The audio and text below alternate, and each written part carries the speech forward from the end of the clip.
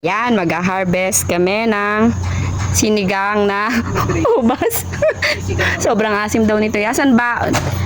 Saan kaya? Makita yung ubas. Ay, Nagbibideo ako ng ano, hindi ko na makita kung saan ang... ayun nasa left side. Ay, eto.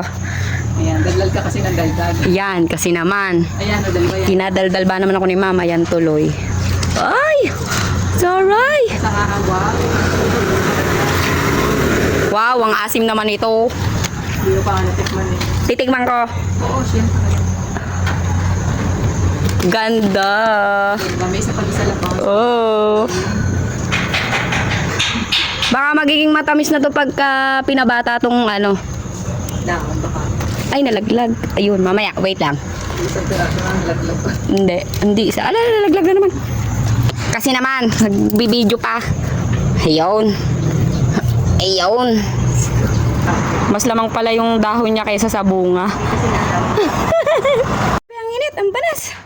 Tatapos ko lang kasi maglinis. Titikman ko nga pala yung ubas nila, ma'am. Yung masarap. Pang sinigang daw to eh.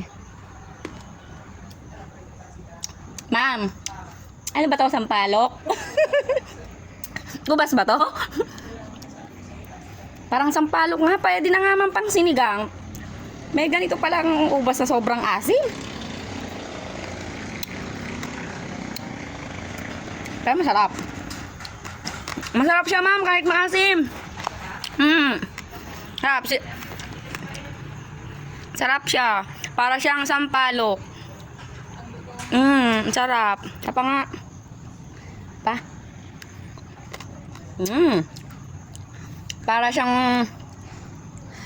ano eh. Ano ba yun? Ayun, kamyas. Parang kamyas. Naglag pa. Kaya ko. Pwede na. Mangunguha ulit ako nito sa susunod.